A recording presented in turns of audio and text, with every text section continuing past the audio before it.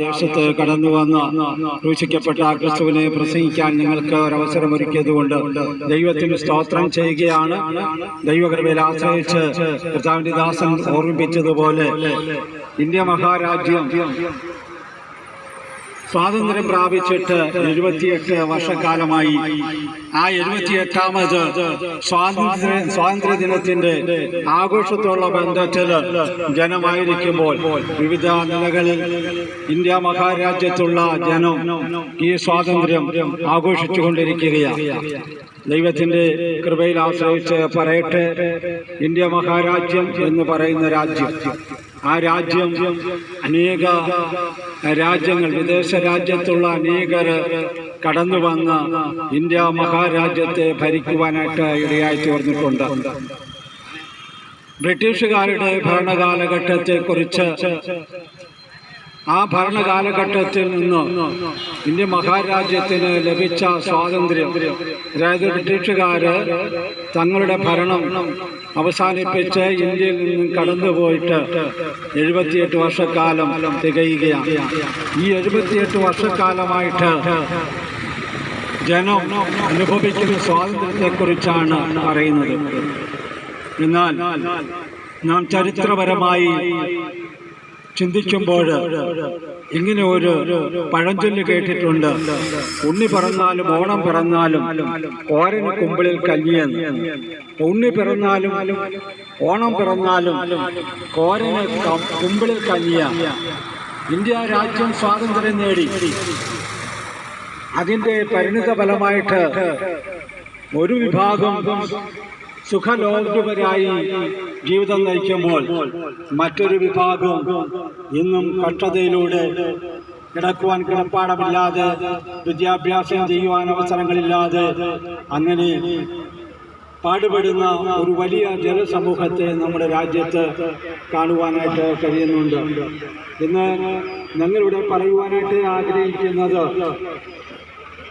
സ്വാതന്ത്ര്യം എന്താണ്, യഥാർത്ഥ സ്വാതന്ത്ര്യം. ദൈവത്തിൻ്റെ വചനത്തിൽ ഇങ്ങനെ വായിക്കുന്നുണ്ട്: സത്യം അറിയുകയും സത്യം നിങ്ങളെ സ്വതന്ത്രമാക്കുകയും ചെയ്യും. റോമൻ ഗവർണറായിരുന്ന പീലാത്തോസ് ഇങ്ങനെ വിളിച്ചു ചോദിച്ചു: സത്യം എന്നാൽ എന്ത്? സത്യം എന്നാൽ എന്തെന്ന് റോമൻ ഭരണാധികാരിയായ ഗവർണറായിരിക്കുന്ന പീലാത്തോസിന് അത് മനസ്സിലാക്കുവാനായിട്ട് കഴിഞ്ഞില്ല. സത്യമെന്ന് പറയുന്നത് എന്താണെന്ന് അദ്ദേഹത്തിന് ബോധ്യപ്പെട്ടിരുന്നില്ല. ദൈവത്തിൻ്റെ വചനമായിരിക്കുന്ന ബൈബിളിൽ യേശുക്രിസ്തു വിളിച്ചു പറഞ്ഞു: ഞാൻ തന്നെ വഴിയും സത്യവും ജീവനുമാവുന്നു. യേശുക്രിസ്തുവാണ് സത്യം. ആ സത്യം വിളിച്ചറിയിക്കുകയാണ് ഈ ഓഗസ്റ്റ് മാസം 15-ാം തീയതി ഞങ്ങൾ ഏറ്റെടുത്തിരിക്കുന്ന ദൗത്യം. യഥാർത്ഥ സത്യം എന്താണ്? വേദപുസ്തകം പഠിപ്പിക്കുന്നത് മനുഷ്യന്റെ സൃഷ്ടിപ്പിനെ കുറിച്ച്, പ്രപഞ്ചത്തിന്റെ സൃഷ്ടിപ്പിനെ കുറിച്ച്, ഈ പ്രപഞ്ചത്തിന്റെ രഹസ്യങ്ങളെ കുറിച്ചൊക്കെ വളരെ വ്യക്തമായി രേഖപ്പെടുത്തിയിരിക്കുന്ന വേദപുസ്തകത്തിൽ കർത്താവായ യേശുക്രിസ്തുവിൽ കൂടെയുള്ള ആ സ്വാതന്ത്ര്യത്തെക്കുറിച്ച് പറയുമ്പോൾ എന്താണ് സ്വാതന്ത്ര്യം? അതിന് വേദപുസ്തകത്തിൽ പഠിപ്പിക്കുന്ന ഒരു വിഷയം, മനുഷ്യൻ ദൈവത്താൽ സൃഷ്ടിക്കപ്പെട്ടതാണ്.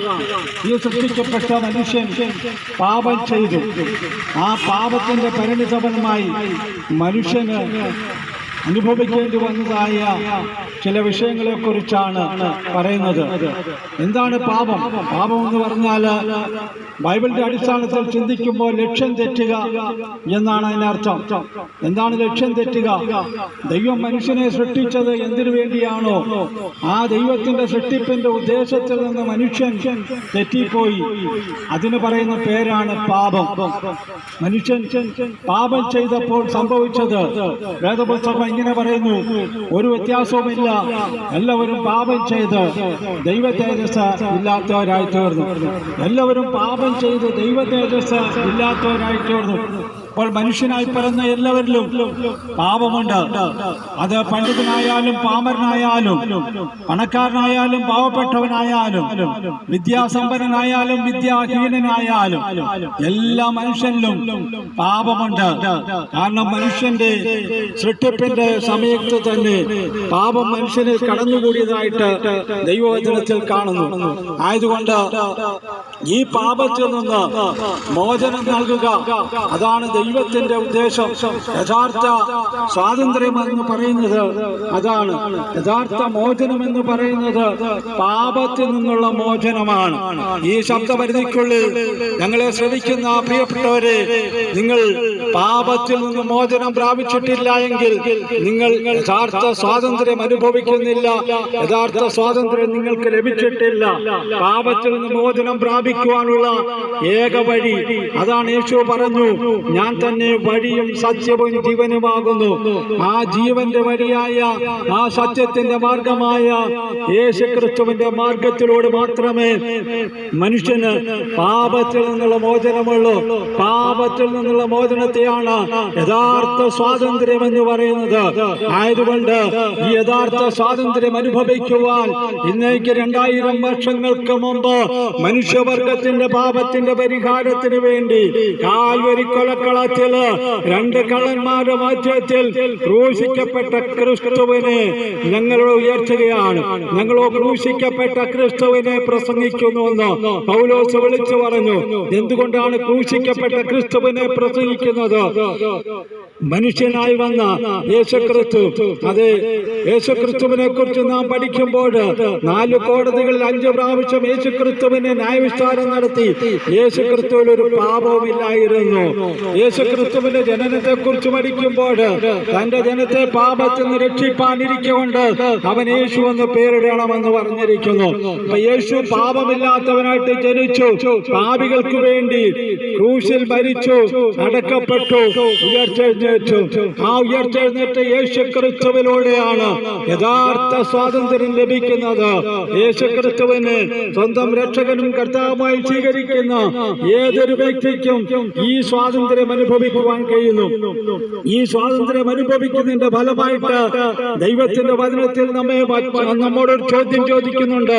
ഇന്ന് നീ മരിച്ചാൽ നിന്റെ നിത്യത എവിടെ ചെലവഴിക്കും? അത് യഥാർത്ഥമായിട്ടുള്ള ജീവിതം എന്ന് പറയുന്നത് നിത്യമായ ജീവിതമാണ്. ഈ ഭൂമിയിലെ ജീവിതം എന്ന് പറഞ്ഞാൽ 70, 80, 90, 100 വർഷങ്ങളാണ്. എന്നാൽ അതിനപ്പുറമായിട്ടൊരു ജീവിതമുണ്ട്. ആ ജീവിതത്തെ മരണാനന്തര ജീവിതം എന്ന് പറയുന്നു. ഈ മരണാനന്തരത്തിലുള്ള ജീവിതത്തിലേക്ക് മനുഷ്യന് കടക്കണമെങ്കിൽ അതേ പാപമില്ലാത്ത യേശുക്രിസ്തുവിനെ സ്വന്തം രക്ഷകനും കർത്താവുമായി സ്വീകരിച്ച് ദൈവത്തിന്റെ മകനായി ദൈവത്തിന്റെ മകളായി ജീവിക്കുവാൻ എടുക്കുന്ന തീരുമാനത്തെയാണ്. ആ തീരുമാനത്തെ പാപത്തിൽ നിന്ന് മനുഷ്യനെ മോചിപ്പിക്കുന്നു. ആ ഈ മോചനം പ്രാപിക്കുവാൻ വേണ്ടി നാം ക്ഷേത്രങ്ങളിൽ കടന്നു പോകേണ്ട, അതേ പുണ്യസ്ഥലങ്ങളിൽ കടന്നു പോകേണ്ട, തീർത്ഥയാത്രകൾ നടത്തേണ്ട. ഇങ്ങനെ അതേ നിൽക്കുന്ന നിൽപ്പിൽ വിളിച്ചു പറഞ്ഞാൽ മതി, കർത്താവായ യേശുവേ, ഞാനൊരു പാപിയാണ്. എന്റെ പാപത്തിന്റെ പരിഹാരത്തിനായി യേശുക്രിസ്തു ക്രൂശിൽ മരിച്ചു, അടക്കപ്പെട്ടു, ഉയർത്തെഴുന്നേറ്റു. ഞാനത് വിശ്വസിക്കുന്നു കർത്താവേ. അവിടെ നിന്റെ പാപത്തിന്റെ പരിഹാരത്തിന് വേണ്ടിയാണ് ക്രൂശിക്കപ്പെട്ടത്. ആ ക്രൂശിലൊരുക്കിയ രക്തത്താൽ എനിക്ക് പാപത്തിൽ നിന്ന് മോചനമുണ്ടെന്ന് ഞാൻ വിശ്വസിക്കുന്നു എന്ന് പറയുന്ന നിമിഷം തന്നെ യേശുക്രിസ്തുവിന്റെ രക്തം സകല പാപത്തെയും പോക്കി നമ്മെ ശുദ്ധീകരിക്കുന്നു. പ്രവാചകൻ വിളിച്ചു പറഞ്ഞു, നിന്റെ പാപം എത്ര രക്താംബരം പോലെ കടും ചുവപ്പായാലും അത് മഞ്ഞ് പോലെ വെളുപ്പിക്കും. അതേ കടും ചുവപ്പായ പാപം ചെയ്ത എന്ന് പറഞ്ഞാൽ എത്ര കൊടിയ പാപം ചെയ്ത വ്യക്തിയായാലും ഒരു നിമിഷം കൊണ്ട് ആ പാപങ്ങൾ മോചിക്കപ്പെടുന്നു, ആ പാപങ്ങൾ ക്ഷമിക്കപ്പെടുന്നു. ആയതുകൊണ്ട് ഈ പാപക്ഷമ പ്രാപിച്ച മനുഷ്യനാണ് യഥാർത്ഥ സ്വാതന്ത്ര്യം അനുഭവിക്കുന്നത്. ദൈവകൃപയിൽ ആശ്രയിച്ച് പറയട്ടെ, അതേ നാം ചില പ്രത്യേക സന്ദർഭങ്ങളിൽ ക്രൂശിന്റെ വഴിയിലൂടെ എന്ന് പറഞ്ഞുകൊണ്ട് ഒരു വലിയ കുരിശും പിടിച്ചുകൊണ്ട് മനുഷ്യര് അതേ റോഡിലൂടെയൊക്കെ കടന്നു പോകുന്നത് ഞാൻ കണ്ടിട്ടുണ്ട്. എന്താണ് ചോദിച്ചാൽ പറയും ഞങ്ങൾ കുരിശിന്റെ വഴിയിലൂടെ സഞ്ചരിക്കുകയാണ്. യഥാർത്ഥ കുരിശിന്റെ വഴി എന്ന് പറയുന്നത് എന്താണ്?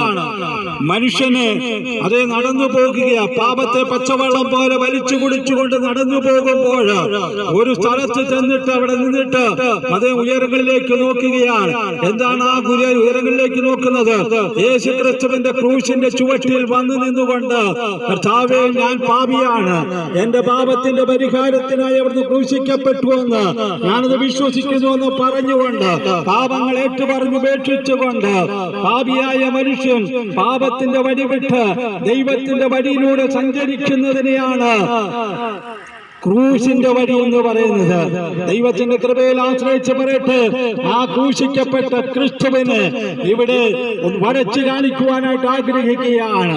അതേ ഗെത്സമന തോട്ടത്തിൽ നിന്ന് യേശു ക്രിസ്തുവിന് റോമൻ പടയാളികളും യഹൂദന്മാരും മറ്റു ജാതികളും എല്ലാവരും ചേർന്ന് അതേ സ്തോത്രം യാതൊരു പാപവും ചെയ്യാതെ അതേ മനുഷ്യർക്ക് വേണ്ടി തന്റെ അത്ഭുതകരമായ പ്രവൃത്തികൾ ചെയ്ത് പാപത്തിന് മോചനം നൽകുവാൻ യേശു ക്രിസ്തുവിന് മാത്രമേ കഴിയൂ എന്ന് തെളിയിച്ചുകൊണ്ട് അതേ 2033 തിരുവയസ്സ് വരെ ഈ ഭൂമിയിൽ മനുഷ്യനായി ജീവിച്ച കർത്താവ് ഗെത്സമന തോട്ടത്തിൽ നിന്ന് യേശു ക്രിസ്തുവിനെ അത് പടയാളികൾ പിടിച്ചു കെട്ടി ഗോൽഗോത്ത മലയിലേക്ക് കൊണ്ടുപോകുമ്പോൾ തന്റെ ശരീരം ഉഴവ് ചാലുപോലെ കീറി, ആ ഉഴവ് ചാലുപോലെ കീറി എന്ന് എഴുതിയിരിക്കുന്നത് റോമൻ പടയാളികൾ തന്റെ ശരീരത്തെ കീറുമാറ് മുറിക്കുമാറ് അത് ആ ചാട്ടവാർ അടിച്ച് ഒന്നുകൂടെ 39 അടി അത് യഹൂദന്റെ നിയമം അനുസരിച്ചുള്ള ആ യേശു ക്രിസ്തുവിനെ റോമൻ പടയാളികൾ അടിച്ച് തന്റെ ശരീരം അതേ ഉഴവ് ചാല് പോലെ കയറി ആ ചൂണ്ടയുടെ അതെ യേശുവിനെ അടിച്ച ചാട്ടവാറിന്റെ പ്രത്യേകത എന്താണ്? ആ ചാട്ടവാർ എന്ന് പറഞ്ഞാൽ അതേ ചൂണ്ടക്കൊളുത്തുകൾ കൊണ്ട്, അസ്ഥി കഷ്ണങ്ങൾ കൊണ്ട്, ഇരുമ്പ് ദണ്ടുകൾ കൊണ്ട് തീർത്ത ഒരു ചാട്ടവാർ. ആ ചാട്ടവാർ കൊണ്ട് യേശുവിന്റെ ശരീരിക്കുമ്പോൾ ആ ശരീരത്തിനേറ്റ മുറിവ് അതാണ് ഉഴവുചാല് പോലെ യേശു ക്രിസ്തു ക്രൂശിക്കപ്പെരിയ ഈ ശരീരത്തിലേക്ക് അത് ചൂണ്ടക്കൊളുത്തുകൾ ആഞ്ഞടിക്കുമ്പോൾ ഒരു പാടശേഖരത്തിൽ ഒരു ട്രാക്ടർ അത് ഉഴുതുമറിക്കുന്ന പോലെ യേശുവിന്റെ ശരീരം ഉഴുതുമറിക്കുവാനിടയായി. ദൈവത്തിന്റെ കൃപയാൽ പറയട്ടെ, യേശു ക്രിസ്തുവിന് 4 കോടതികളിൽ 5 പ്രാവശ്യം ന്യായവിസ്താരം നടത്തിയിട്ടും യേശു ക്രിസ്തുവിന് ഒരു പാപവുമില്ലായിരുന്നു. എന്തിനു വേണ്ടിയാണ് യേശു ക്രിസ്തു ഈ പങ്കപ്പാടുകളൊക്കെ സഹിച്ചത്? അത് പാപിയായ മനുഷ്യനെ രക്ഷിക്കുവാൻ വേണ്ടി ആയതുകൊണ്ട് ഈ ശബ്ദപരിധിക്കുള്ളിൽ നിങ്ങളെ ശ്രമിക്കുന്ന പ്രിയപ്പെട്ടവരെ, ഈ ക്രൂശിന്റെ അതേ വഴിയിലേക്ക് നിങ്ങളെ ക്ഷണിക്കുകയാണ്. ഈ ക്രൂശിന്റെ ചുവട്ടിലേക്ക് നിങ്ങളെ ക്ഷണിക്കുകയാണ്. ആ ക്രൂശിന്റെ ചുവട്ടിൽ ഒന്ന് ശ്രദ്ധിച്ചു നോക്ക്. 3 ആണികളില് അത് തറയ്ക്കപ്പെട്ടവനായി തന്റെ ശരീരത്തിൽ നിന്ന് അതേ രക്തത്തുള്ളികൾ ഇറ്റു വീണുകൊണ്ട് അതേ യേശുക്രിസ്തു അവസാന തുള്ളി രക്തം വരെയും മനുഷ്യനു വേണ്ടി ഊറ്റിക്കൊടുത്തു. യേശുക്രിസ്തു തന്റെ അവസാന തുള്ളി വരെ രക്തം വരെ ഊറ്റിക്കൊടുത്തത് എനിക്ക് നിങ്ങൾക്കും വേണ്ടിയാ. ആ യേശുക്രിസ്തുവിനെ സ്വന്തം രക്ഷകനും കർത്താവുമായി സ്വീകരിച്ച് ദൈവത്തിന്റെ മകനായി ദൈവത്തിന്റെ മകളായി തീരുവാൻ ദൈവത്തിന്റെ ജനത്തെ ദൈവമാക്കുവാനും ചെയ്യുകയാണ്. ആരും നശിച്ചു പോകാതെ എല്ലാവരും മാനസാന്തരപ്പെടുവാൻ ഇച്ഛിച്ചുകൊണ്ട് നിങ്ങളോട് ദീർഘക്ഷമ കാണിക്കുന്നതേ ഉള്ളൂ. ഈ ദീർഘക്ഷമയുള്ള ആ ദൈവത്തെ കുറിച്ചാണ് ഞങ്ങളോട് വിളിച്ചു പറയുന്നത്. യഥാർത്ഥ സ്വാതന്ത്ര്യം അനുഭവിക്കുവാൻ ആഗ്രഹിക്കുന്നുവെങ്കിൽ അത് ഇന്ന് കാണുന്ന മതചിന്തകൾക്കോ തത്വചിന്തകൾക്കോ അത് രാഷ്ട്രീയ പ്രസ്ഥാനങ്ങൾക്കോ ആർക്കും തന്നെ മനുഷ്യന് പാപത്തിൽ നിന്ന് മോചനം നൽകുവാൻ കഴിയുകയില്ല എന്ന യാഥാർത്ഥ്യം ദൈവത്തിന്റെ വചനത്തിലൂടെ വിളിച്ചു പറയുകയാണ്. ആയതുകൊണ്ട് ആരും നശിച്ചു പോകാതെ എല്ലാവരും മാനസാന്തരപ്പെടുവാൻ ഇച്ഛിച്ചുകൊണ്ട് നിങ്ങളോട് ദീർഘക്ഷമ കാണിക്കുന്നതേ ഉള്ളൂ. ആ ദീർഘക്ഷമ കാണിക്കുന്നത് യേശുക്രിസ്തു കാൽവരി ക്രൂശിൽ 2 കള്ളന്മാരുടെ മധ്യത്തിൽ ക്രൂശിക്കപ്പെട്ടുകൊണ്ടാണ്. ആ ക്രൂശിക്കപ്പെട്ട ക്രിസ്തുവിനെ ഞങ്ങളിവിടെ ഉയർത്തുകയാണ്. ഞങ്ങൾ ക്രൂശിക്കപ്പെട്ട ക്രിസ്തുവിനെ പ്രസംഗിക്കുന്നു. അത് യേശുക്രിസ്തു വിളിച്ചു പറഞ്ഞു, ഞാനോ ഭൂമി ഉയർത്തപ്പെട്ടാൽ സകലരുമെങ്കിലേക്ക് ആകർഷിക്കപ്പെടും. അത് യേശു ക്രിസ്തുവിലേക്ക് ആകർഷിക്കപ്പെടുന്ന ജനം മാനസാന്തരത്തിന്റെ അനുഭവത്തിലേക്ക് കടന്നു വരുന്നു. അതേ കാലം തികഞ്ഞു, ദൈവരാജ്യം സമീപിച്ചിരിക്കാൻ മാനസാന്തരപ്പെട്ട സുവിശേഷത്തിൽ വിശ്വസിത്തിൽ സുവിശേഷം എന്നതോ ദാവീദിന്റെ സന്തതി പരമ്പരയിൽ ജനിച്ചു മരിച്ചടക്കപ്പെട്ട് ഉയർത്തെഴുന്നേറ്റ യേശു ക്രിസ്തുവിനെ ഓർത്തുകൊള്ളുക, അതാകുന്നത് സുവിശേഷമെന്ന് പൗലോസ് വിളിച്ചു പറയുകയാണ്.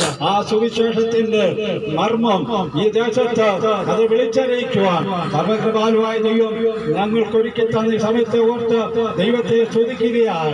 സത്യം അറിയുകയും സത്യം നിങ്ങളെ സ്വതന്ത്രമാക്കുകയും ചെയ്യും.